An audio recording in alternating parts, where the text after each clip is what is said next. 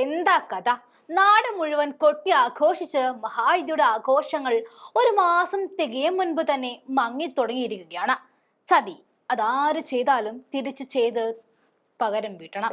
അത്തരത്തിൽ തന്നെ ചതിച്ച പാർട്ടിയെയും നേതാക്കളെയും ഒന്നടങ്കം തള്ളിപ്പറഞ്ഞുകൊണ്ട് ഷിൻഡെയുടെ ശിവസേനയോട് ബൈ ബൈ പറഞ്ഞിരിക്കുകയാണ് ഭണ്ഡാര ഭവാനി മണ്ഡലം MLA ആയ നരേന്ദ്ര ഭോട്ട്കർ. ഷിൻഡെ മോഹിച്ച മുഖ്യമന്ത്രി കസേര കിട്ടിയില്ല എന്ന് മാത്രമല്ല, മന്ത്രിയാക്കാമെന്ന് വാക്ക് തരികയും ലിസ്റ്റിൽ തന്റെ പേര് കാണാതിരിക്കുകയും ചെയ്തപ്പോഴായിരുന്നു MLA പാർട്ടിയോട് ബായ് പറഞ്ഞത്. 3 തവണ MLA ആയ നരേന്ദ്ര ശിവസേനയുടെ പ്രധാന നേതാവും വിദർഭ മേഖലയിലെ പാർട്ടി കോർഡിനേറ്ററുമാണ്. ഈ മേഖലയിൽ മഹായുദ്ധ സഖ്യം 62-ൽ 47 നേടിയിരുന്നു. രാജി സംബന്ധിച്ച് ഏക്നാഥ് ഷിൻഡെയ്ക്കും ഉദയ് സാമന്തിനും നരേന്ദ്ര കത്തയച്ചിട്ടുണ്ട്. എന്നാൽ അദ്ദേഹം MLA പദവി രാജിവെച്ചിട്ടില്ല. ഇന്നലെ വൈകുന്നേരം 4:30-ക്കായിരുന്നു പുതിയ മന്ത്രിസഭ അധികാരമേറ്റത്.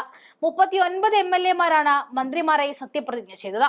BJP-യിൽ നിന്നും 19 പേർ, ശിവസേനയിൽ നിന്നും 11, NCP-യിൽ നിന്നും 9 MLA-മാർ എന്നിവരാണ് മന്ത്രിമാരായത്. തിരഞ്ഞെടുപ്പ് ഫലം വന്ന് ദിവസങ്ങൾ കഴിഞ്ഞിട്ടും മന്ത്രിസഭാ രൂപീകരണത്തിൽ കാര്യമായ പുരോഗതി ഉണ്ടാകാതിരുന്നത് ഭരണപക്ഷത്തിന് പ്രയാസമുണ്ടാക്കിയിരുന്നു. മുൻ മുഖ്യമന്ത്രിയും ശിവസേന നേതാവുമായ ഷിൻഡെ ആഭ്യന്തര വകുപ്പ് ആവശ്യപ്പെട്ട് സമ്മർദ്ദം ചെലുത്തിയതാണ് മഹാരാഷ്ട്രയിൽ സത്യപ്രതിജ്ഞ വൈകാനുള്ള പ്രധാന കാരണങ്ങളിലൊന്ന്. മന്ത്രിസഭാ വികസനത്തിന് മുന്നോടിയായി പ്രധാനമന്ത്രി നരേന്ദ്രമോദിയെ സന്ദർശിക്കാൻ ഫട്നാവിസും അജിത് പവാറും ഡൽഹിയിലേക്ക് പോയപ്പോഴും ഷിൻഡെ വിട്ടുനിന്നിരുന്നു. അതേസമയം നിരവധി ചർച്ചകൾക്കും പിടിവാശികൾക്കും ഒടുവിൽ മഹാരാഷ്ട്ര മന്ത്രിസഭാ രൂപീകരണത്തിനായി മന്ത്രിമാരെല്ലാം സത്യപ്രതിജ്ഞ ചെയ്തു കഴിഞ്ഞു. ക്യാബിനറ്റ് മന്ത്രിസഭ വിപുലീകരിച്ചു. നാഗ്പൂരിലെ രാജ്ഭവനിൽ നടന്ന ചടങ്ങിൽ പ്രധാന നേതാക്കൾ സത്യപ്രതിജ്ഞ ചെയ്തു.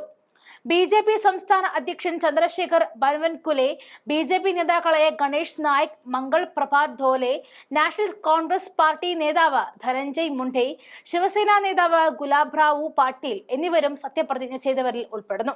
പുതിയതായി വികസിപ്പിച്ച മഹാരാഷ്ട്ര മന്ത്രിസഭയിൽ നിന്നും പുറത്തായതിനെ തുടർന്ന് ചില MLA-മാർ അസ്വാരസ്യങ്ങൾ ഉണ്ടായിരുന്നു എന്ന റിപ്പോർട്ടുകൾക്കിടയിലായിരുന്നു ഈ സത്യപ്രതിജ്ഞ നടന്നിരിക്കുന്നത്.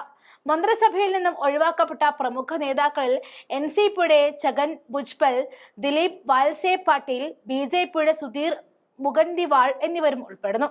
33 നിയമസഭാ ക്യാബിനറ്റ് മന്ത്രിമാരായി സത്യപ്രതിജ്ഞ ചെയ്തപ്പോൾ 6 പേർ സഹമന്ത്രിമാരായി സത്യപ്രതിജ്ഞ ചെയ്തു. രാഷ്ട്രീയ മന്ത്രിമാരുടെ കൗൺസിലിൽ മുഖ്യമന്ത്രി ഉൾപ്പെടെ പരമാവധി 43 അംഗങ്ങളെ ഉണ്ടാകൂ. സത്യപ്രതിജ്ഞ ചെയ്ത ചില മന്ത്രിമാർക്ക് 2.5 വർഷത്തെ കാലാവധിയാണ് ഈ മന്ത്രിസ്ഥാനങ്ങൾക്ക് ഉള്ളത് എന്നതും ഏറ്റവും വലിയ ശ്രദ്ധേയമാണ്.